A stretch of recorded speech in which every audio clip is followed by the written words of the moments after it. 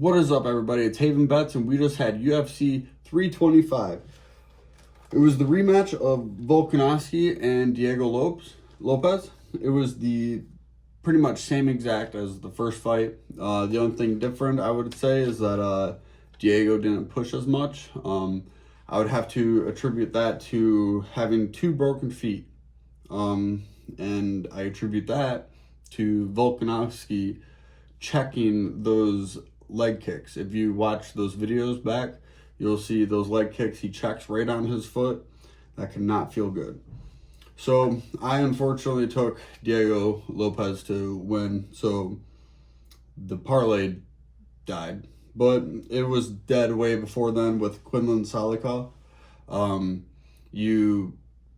lot of people, and me included, forget that he is much more than just a one-punch knockout power. And right from the start, he did not want to go toe-to-toe, it seemed, with Jamie Malarkey, which was kind of weird. He instantly went and took him down and found the easiest path to victory, which that's what you do. But he had no intentions of trying to knock him out. He simply went in and submitted him, which is fine. Parlay lost, that's how it is. Then throughout the card, Taliesin and Tai Tuivasa, that was the sloppiest fight ever. I can't believe Ty got as far as he did in his career with how he is fighting right now. Taliesin, whoever he fights next, you gotta fade Taliesin. He looked horrible also. Ruffy, that was great. I'm glad he did that to Fiziev. Nothing really much more about that. Yeah, great knockout. Awesome. It was sweet. Benoit Saint Denis, Dan Hooker. That one was kind of what I expected. BSD, he looked pretty sloppy. He was just going in, kind of punching with his head down and grabbing Dan Hooker and throwing him to the ground. Herb Dean needs to take a different crash course in reffing, because he is putting on too much damage to these fighters. And I know it's a hard position to be put in, because you'll always have the case where the fighters are like, oh, why do you stop that, blah blah blah. But in that case, he should have stopped it probably like 30 seconds sooner than he actually did. So yeah, I mean, that's all I got for that. Right now we have UFC Fight Night, Mario Bautista versus Vinicius Lockdog Oliveira. Should be a good fight. I'm doing a 3-leg parlay. I'm kind of chopping it down a little bit. I am down 2 units on my YouTube parlay plays. So I'm not happy with that. So I'm trying to I'm doing a smaller parlay. Let's try to get back little positive. The parlay that I did end up cooking up is not going to make us positive, but I think it will win. Yeah, I'm pretty sure of it. I took, for the first leg, where is the guy?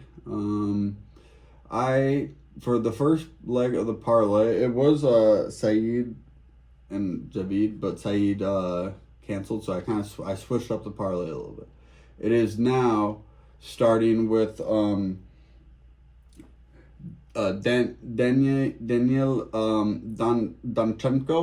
Danchenko versus Alex Moreno. Took Danchenko by knockout. He won his last 2, I believe, by knockout. He will be going in there and probably be the beginning of the end of Alex Moreno's career. Alex has been doing like commentary and other like outside of the cage UFC or MMA stuff. So he's already got 1 foot out, 1 foot in. With those fighters, I tend to take them to get knocked out, TKO'd, finished, some type of way. So I took him, Danchenko, to win by knockout. That is leg 1. Leg 2 will be Mikhail Oleksiejczuk. I am also taking him to win by knockout against Marc-Andre Barrios. Little cliff notes. Oleksiejczuk has 16 wins by knockout. 13 of those are in the first round. Marc-Andre Barrios, he is also, it's kind of like the first leg. He is also kind of on his way out. He's an older fighter. 17-10.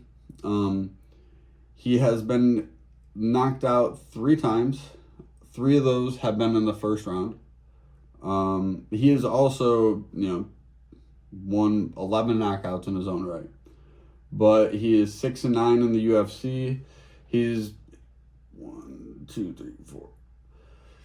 4 lost 4 out of 5. That is not good. 2 of those being TKOs by Joe Pyfer, which is whatever. But then the other one is Dustin Stoltzfus. So if he's getting knocked out by Dustin Stoltzfus, I'm pretty sure Mikhail Oleksiejczuk could knock him out. And so then for the last leg of the parlay, I am taking Giorgi Haraguchi. On his last day, he was in the UFC already once before. Now he's on his second stint. He fought Tagir Ulanbekov and choked him out, rear naked choke, 3rd round. But if you watched it, I think he head kicked him or kicked him, dropped him. It could have been a TKO, but then the neck was right there, so he just choked him out. That was against the number 15th ranked guy in the UFC. Now he's going against the 9th ranked guy in Amir Abazi, but Amir has been not as active. He is 17-2, but he hasn't really been active. He lost to Brandon Moreno. Well, all right, actually lost to Brandon Moreno. Was in a grappling match, it looks like, with Rafael Filho, which he is a good grappler. He lost that. And then, he hasn't. Yeah, he won a grappling match at ACB JJ20 in December. So, yeah, he hasn't won since November of 2024. Giorgi is on a tear. He is looking to come back and probably win this fight and ask for a title shot. So he is the final leg of the parlay, and that will be it.